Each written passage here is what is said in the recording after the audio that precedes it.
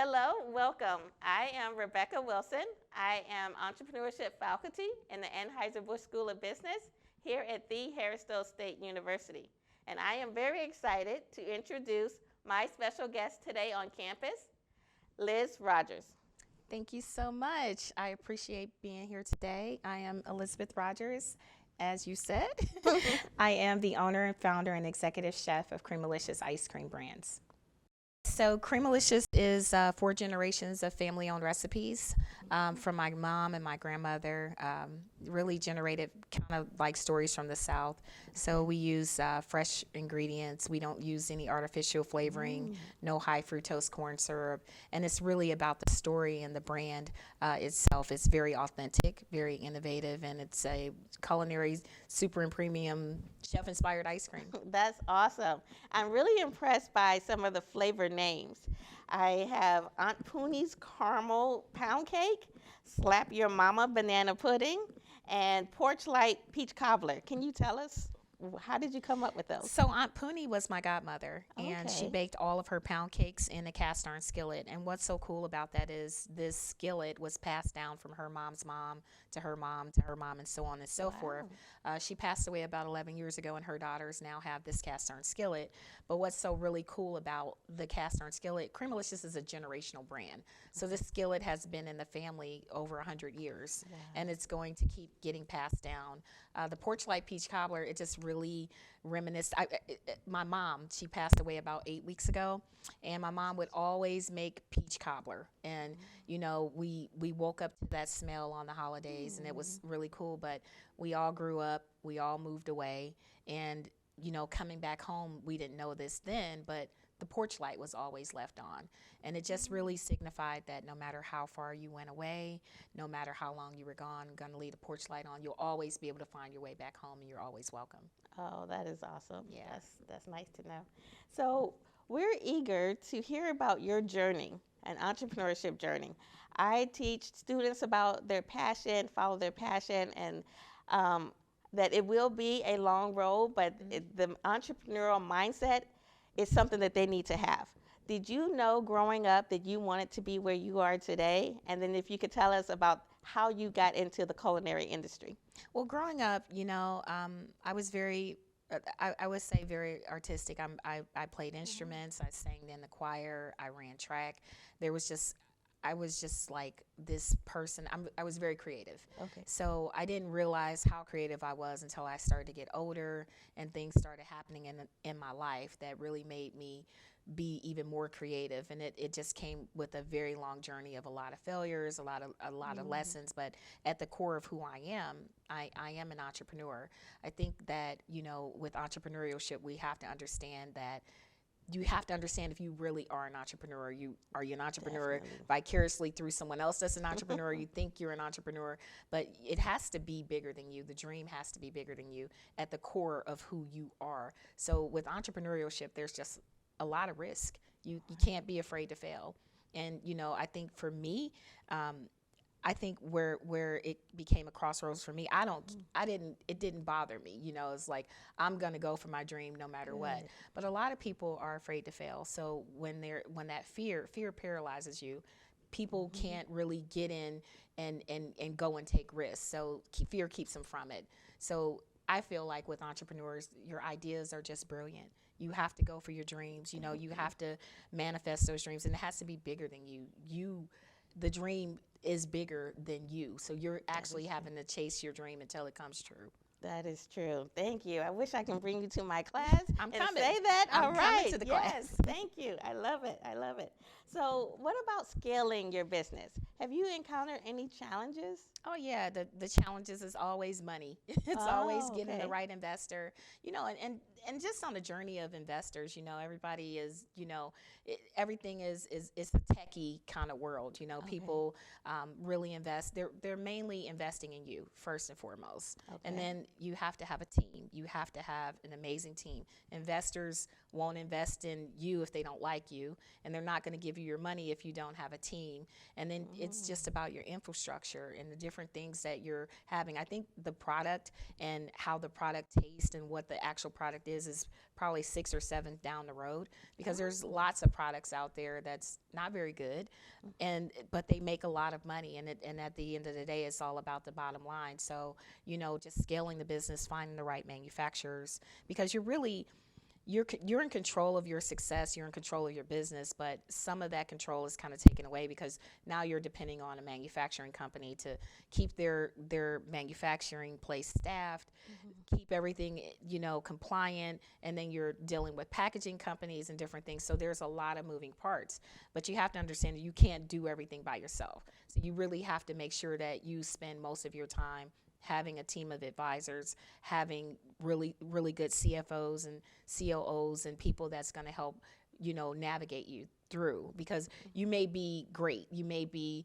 great in creating and having this amazing product, but that doesn't necessarily mean you can just run the company, because you definitely cannot do that by yourself. Got you. Even though you may wear several hats. Correct. Right? Okay. Well, I'm good at, I want to be amazing at a few things and not mediocre at 10, so you really need to master what you're doing, and you need to understand your strengths and weaknesses. I think in the beginning of my journey from entrepreneurship, I thought I can do everything, and then I was just mediocre at just a whole bunch of things and just never a master of none. So I really started to understand, and my team understands, that I'm the creative mind behind my brand. With regards to scaling, it's a little easier for me, because with Creamalicious, I work with food scientists. So I didn't want to be this ice cream company that slapped a label on someone else's brand. I'm that person that you come to for product development. So we actually ended up I did my own formulas and recipes so that I can own my own IP, as it relates to Creamalicious. Okay. And for our students, our budding entrepreneurs, can you explain the IP and owning? What exactly does that mean? That's your intellectual property. That's what you have that belongs to you. That's the most valuable part of your brand, and it's intellectual property. So it's your formulas, it's your recipes. So if someone says, hey, I don't want to produce your ice cream anymore, I can go anywhere in the world and have my ice cream produced, and it would taste exactly the same. If I didn't do that, then I would have to find another manufacturer, and it would always be different, and I would never own anything. Right. If you own your IP, you really own your brand.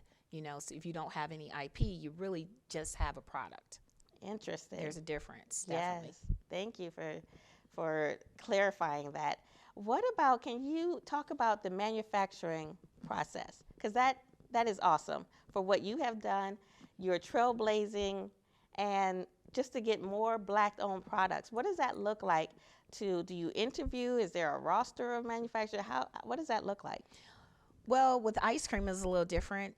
I would have to say it's not what you know, it's who you know. So I was able to really, as I said, it's very important that you capture a really good team that's connected in the industry, that are ice cream experts, that really can make some calls, because as a new business, nobody wanted to give me a shot.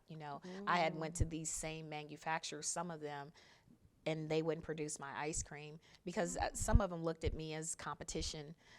But knowing someone and really getting out there and getting those different things and opportunities, when opportunities don't come to you, you really need to go create opportunities for yourself. So it's really about being a little bit more strategic. I'm like, okay, this is a who's who world, so I had to really, partner with someone that knew exactly what they were doing and can navigate through the system. And that wasn't something that I was able to do. So once I captured that, I was able to do that. Gotcha. That is awesome. What about, so let me mention, so at Harris-Stowe State University, and we are going to basically be opening our doors to a Center for Innovation and Entrepreneurship. And that ribbon cutting hopefully will be coming later this year. We're super excited about it. So when we talk about innovation, and I talk about this in my class with students, what does innovation mean for you in terms of the culinary industry? Well, innovation for me, it was just the same with with my journey. You know, once I started speaking with certain retailers about putting my ice cream on the shelf, I would always get that same thing. It was always, you know, there's thousands of ice creams out here. What makes you so different? You know, and it's like we all use cream and sugar. I mean, it's ice cream, right? But what makes Creamalicious different is we're uncopyable. We are a generational brand. You can't own our stories and history. It's very authentic. It's the only 2-in-1 dessert on the market. It's Southern inspired. There's a real person that's actually attached to the brand. If you look at ice cream companies, you know, they're not attached to a personal, it's very personable, right? It's I'm that person that's right next to you in the line grocery shopping. Oh, that's awesome. You know, understanding that, you know, if you do have a dream that you can do it. You know, I'm attached to my brand, and I make no mistake about that. It's a great product. There was a lot of time put into it, but it just so happens to be owned by an African American woman. I don't lead with that. Creamalicious is a very multicultural brand. I happen to believe that people like good food. It's very decadent. It's very indulgent. You know, there's a lot of calories in it, but you know, it's comfort food. Right. You know, it takes you back. Every one of the pints have it's attached to someone or something that's real that you can relate to, like the Uncle Charles brown sugar bourbon. Everybody had an Uncle Charles in their family. Yes. You know, even if he wasn't named Uncle Charles, he was cool. Right. He came around, he played with you, he had his hat on, and he had his stash of bourbon or whatever. But, you know, it's a very, very relatable brand, and it just really takes us back to better times. It takes us back to when life was just simpler. You know, we're in unprecedented times. We're dealing with a lot of people that are, you know, dying with COVID, and we're dealing with all these politics and all these things that are forcing us to look at, and, you know, and division. And Creamalicious, I feel like it brings us more together. It's more of a personable brand, meaning that, you know, ice cream is the world's #1 dessert in the whole world. Everybody loves ice cream. And if we stop and we just understand that we all have something in common, we all love ice cream. No matter what we look like, no matter where we came from, we can share a scoop. You know, so for me, I believe that there's a dream in every scoop. Okay. There's 3 scoops in the pint. You know, I believe that, you know, it's not about the destination. It's always about the journey. You know, on that journey, you know, you meet a lot of people. You go through the town and you have all these opportunities, and some are good and some are bad. A lot of letdowns, a lot of highs, a lot of lows. That's what entrepreneurship is about. Everyone's not going to be in that car with you. You know, at the end, I know where I'm going. I know that destination, you know, and it's all about being great. And it's really all about living life deliciously. You know, how much time do we have? I think the last several years, you know, we've had to face the fact that we're probably not going to be here forever. We're not going to, you know, we know that, you know, but, you know, it's just made us understand that what are you going to do with the rest of your life? You know, the one thing that I never wanted to live with is regret. You know, and that was a really big deal with me, you know, because I know that I'm an entrepreneur at my core of who I am. And if I couldn't be an entrepreneur, I don't know what I would even do with my life. But with entrepreneurship, we are the visionaries. We are the future. You know, without us, we couldn't have anything, you know, because it really starts with the dream and the vision. Yes, yes. Kudos to you. I love it. And what you're saying is what I teach. So I really like, it's almost as though when your parents tell you to do something, that's one thing, but then when someone else tells you to hear it, then it probably sinks. So I really hope that this is sinking in. Thinking along those lines, with us being on a college campus, what would you tell your 20-year-old self of knowing what you know now, and to go back and say, Liz, XYZ, or remember this, or I remember reading something about you where you thought you were ready, you're not ready, then you thought you were ready again, and then you weren't ready. What does that look like, or what advice? I was just looking at my packaging. Oh. I was just looking at this packaging I had from maybe 5 years ago, and I thought it was the best packaging ever, and I was like, that packaging was hideous and it was not a good look, right? Okay. But, you know, once I engaged a branding company, I worked with Catalyst branding and Okay. marketing, my friend Sean Ruggles, he's so brilliant, and he Awesome. gets me. You know, he Okay. understands my vision. Okay. Once I start, and he's like, "Listen, this is what we need to do." And then we did SWATs, and then they had all these other ice creams, our competitors lined up, and it's so cool for me Yeah. because I'm walking in the store, and on the right is Ben and Jerry's, and on the left is Haagen-Dazs, and I'm in the middle. I'm like, oh my God, I'm cheers to the underdog, because Yes. I'm the underdog, Right. and I'm thinking, like, then I thought I knew and I was ready, and I really wasn't. And we have to understand that you have to have a plan. If we take the time to make a plan and be strategic. I talk to entrepreneurs all the time that either want help with their business, they just want to start a business. We just want a business. Right. That's it. We just want to have our own business. Right. But what exactly does that look like? No one would take Right. the time to even do a business plan. You can't take a month to do a business plan, to see if this business is sustainable, if it's really a good idea, what you need, all the moving parts. We just want to get out here and we want people to invest in a business, right?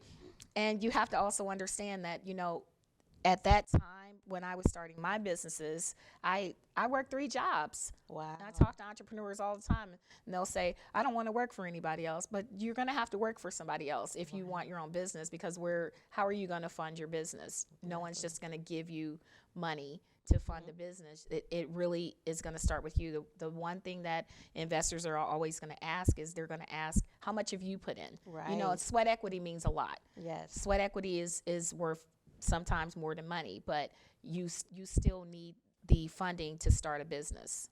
Got you. Great advice. Great advice. So, what's next for Creamalicious? I think for Creamalicious, I just want to make sure that I perfect what I'm doing today with the 7 flavors that we have on the shelf today. Creamalicious has about 52 flavors. Oh. We have creamers, we have a novelty line, and we have a frozen dessert line. So it's already been developed. It's in the vault. But, Okay. it's always trying to focus on one thing at a time and perfect it. We are a national brand. We're the only African-American national brand in the world, really, so in mass production. So, what's next for me is definitely to focus on my foundation, build it so that I can help other entrepreneurs. I never opened Creamalicious for myself. It was more for opportunities to give people like myself an opportunity to succeed and to sustain their business, and just to pass on all the mistakes that I made in some of my past businesses on to someone else, so that they don't have to go down that road. Okay. I know that I can't change the world, and I'm not trying to change the whole world, but if I can reach out and touch one person, my reach is that far, and then their reach can touch, and then so on and so forth. I feel like we can definitely make some things happen. Awesome. Awesome. Well, I want to thank you for your time. Thank you for sharing your knowledge and your journey. And you are changing the world. You are a trailblazer. You're someone that we can look up to, and very proud. Thank you. I appreciate it. And I appreciate you giving me this opportunity to, speak with the class. And I think it's super cool. And I'm very honored to be here We today. think you're super cool. It's a lot of hard work, and I want people to understand, if they're willing to put in the work, then the reward is very great. And that reward is bigger than the dream. It really is. Awesome. Yes. Great. So, where can we find Creamalicious? Yes, you can find Creamalicious all over the country. We do deliver nationwide at SoCreamalicious.com. All of our social media handles are at SoCreamalicious. We're here at Schnucks. We're the only Schnucks here in the areas, all of Schnucks. So you can't find Creamalicious in Missouri, only in Schnucks exclusively. And we'll also be in Kroger's, Target. We do have Walmart, Myers, and a host of other locations as well. Well, I want to thank you for your time of coming here. She's from Cincinnati, Ohio. I am from Cleveland, Ohio. I'm from Cleveland, Ohio. Really? Yes. Oh, that is awesome. And traveling here in St. Louis. So thank you Yes. for making this one of your stops. Thank you so much. I appreciate it.